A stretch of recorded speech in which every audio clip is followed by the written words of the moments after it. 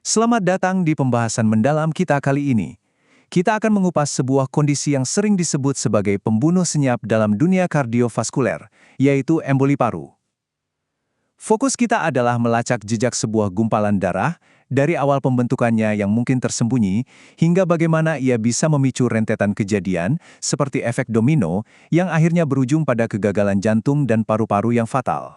Jadi, pertanyaan mendasar yang akan memandu diskusi kita adalah bagaimana mungkin sebuah gumpalan darah yang seringkali bermula di tempat yang jauh seperti vena di kaki bisa berakhir dengan menyumbat arteri vital di paru-paru. Dan yang lebih penting, bagaimana sumbatan ini dapat memicu kegagalan jantung yang begitu cepat dan mengancam jiwa. Inilah misteri klinis yang akan kita pecahkan bersama, langkah demi langkah. Nah, untuk menjawab pertanyaan itu, kita akan membedahnya melalui sebuah kerangka yang logis. Pertama-tama, kita akan telusuri dari awal mula, bagaimana gumpalan darah itu sendiri terbentuk. Setelah itu, kita akan lihat apa yang terjadi saat gumpalan itu menyebabkan penyumbatan arteri dan konsekuensinya. Dari sana, kita masuk ke krisis pertukaran gas di paru-paru. Lalu, bagian yang paling krusial, bagaimana ini semua menciptakan beban fatal pada jantung kanan.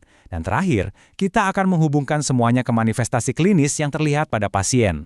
Baik, mari kita mulai dari fondasinya. Untuk benar-benar mengerti patofisiologi emboli paru, kita tidak bisa langsung melompat ke paru-paru. Kita harus mundur ke titik awal, yaitu bagaimana sebuah trombus atau gumpalan darah bisa terbentuk. Nah, kerangka konseptual yang paling fundamental untuk ini adalah triabu Virchow. Jadi, triad Virchow ini memiliki 3 komponen utama yang menciptakan badai sempurna untuk pembentukan gumpalan.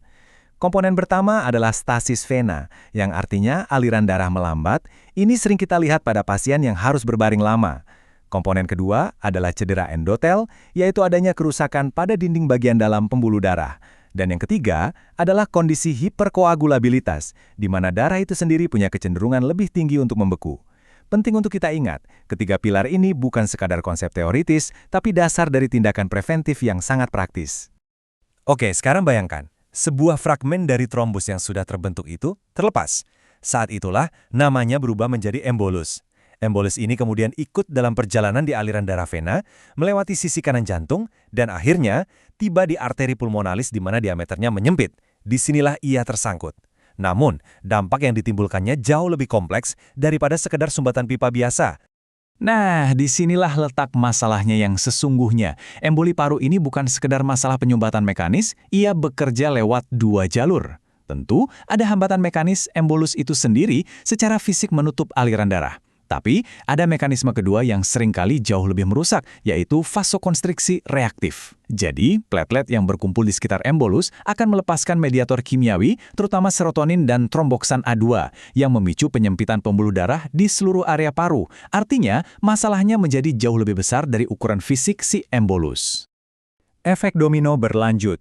Sumbatan ganda, mekanis dan kimiawi, ini secara langsung memicu krisis pada fungsi paling fundamental dari paru-paru, pertukaran gas. Begitu aliran darah berhenti di satu area, terjadilah sebuah kekacauan fisiologis yang mengganggu seluruh sistem pernapasan. Dan konsep kunci untuk memahami kekacauan ini adalah apa yang kita sebut sebagai ruang rugi alveolar atau alveolar dead space. Coba kita visualisasikan, ada area di paru-paru yang masih terventilasi dengan baik, udara masuk dan keluar, tapi tidak ada perfusi atau aliran darah yang melewatinya. Akibatnya, udara itu menjadi sia-sia, tidak ada pertukaran gas yang bisa terjadi. Ini adalah pukulan telak pertama yang menurunkan efisiensi pernapasan secara drastis. Konsekuensi langsung dari ruang rugi ini adalah hipoksemia atau turunnya kadar oksigen dalam darah. Mekanismenya ada 2. Yang pertama adalah ketidakseimbangan ventilasi perfusi atau V/Q mismatch. Tubuh mencoba mengkompensasi, tapi seringkali upaya ini tidak cukup. Lalu mekanisme kedua yang memperburuk keadaan. Di area yang tersumbat, produksi surfaktan, zat yang menjaga alveoli tetap mengembang, akan menurun. Tanpa surfaktan yang cukup, alveoli akan kolaps, sebuah kondisi yang kita kenal sebagai atelektasis. Dan sekarang, kita sampai pada puncak dari krisis ini. Perhatikan bagaimana masalahnya bereskalasi. Dari yang awalnya adalah krisis pernapasan di paru-paru, kini berubah menjadi bencana hemodinamik yang mengancam nyawa. Dan aktor utamanya dalam babak ini adalah jantung sisi kanan. Mari kita urutkan rentetan kejadiannya satu persatu. Pertama, sumbatan di arteri paru menciptakan tahanan yang luar biasa tinggi. Ini secara dramatis meningkatkan afterload bagi ventrikel kanan. Akibatnya, ventrikel kanan harus bekerja jauh lebih keras. Dindingnya meregang dan ventrikel pun mengalami dilatasi. Nah, dilatasi ini menyebabkan septum atau sekat pemisah antar ventrikel bergeser dan menekan ke arah kiri. Pergeseran ini mengganggu kemampuan ventrikel kiri untuk terisi darah. Dan hasil akhirnya, penurunan curah jantung secara masif yang berujung pada kondisi shock obstruktif. Dan ada satu poin anatomis yang krusial di sini. Kita harus ingat, ventrikel kanan secara alami memiliki dinding otot yang jauh lebih tipis dibandingkan ventrikel kiri. Ia dirancang untuk memompa darah ke sirkulasi paru yang bertekanan rendah. Ia sama sekali tidak siap untuk menghadapi lonjakan tekanan yang begitu masif dan mendadak. Inilah titik lemahnya, dan inilah alasan mengapa kegagalan jantung kanan bisa terjadi begitu cepat dan katastrofik. Baiklah, setelah kita memahami seluruh kekacauan fisiologis yang terjadi di dalam, sekarang saatnya kita menghubungkannya dengan dunia klinis. Bagaimana semua proses internal ini bermanifestasi menjadi tanda dan gejala yang bisa kita amati pada seorang pasien? Karena pada akhirnya, apa yang tampak di luar adalah cerminan dari badai yang terjadi di dalam. Tingkat keparahan dari gangguan patofisiologis tadi akan secara langsung menentukan bagaimana kita mengklasifikasikan risiko pasien. Pada spektrum paling parah, ada emboli paru masif, ditandai dengan hipotensi atau shock. Lalu ada emboli paru submasif, di mana tekanan darah pasien mungkin masih stabil, namun sudah terlihat bukti adanya disfungsi pada ventrikel kanan. Dan yang terakhir, kategori risiko rendah, di mana kondisi hemodinamik pasien masih stabil. Dan gejala-gejala kuncinya pun bisa kita lacak kembali ke mekanisme yang sudah kita diskusikan. Misalnya, dyspnea atau sesak nafas yang muncul tiba-tiba, itu adalah akibat langsung dari peningkatan ruang rugi alveolar dan hipoksemia.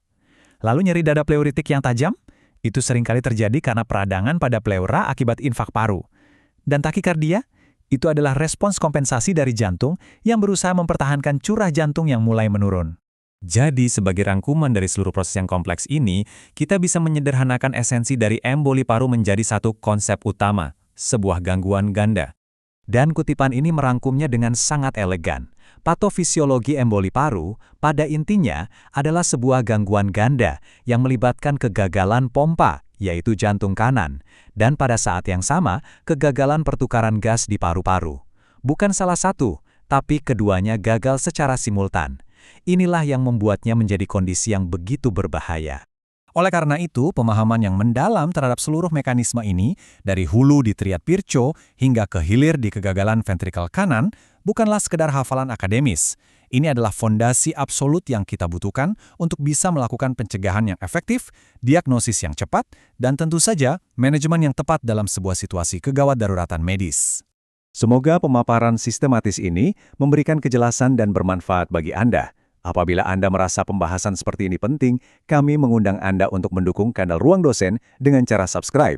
Jangan lupa untuk mengaktifkan lonceng notifikasi agar tidak ketinggalan materi berikutnya. Silakan berikan like jika video ini menambah wawasan Anda, dan kami akan sangat berterima kasih jika Anda berkenan membagikannya. Terima kasih.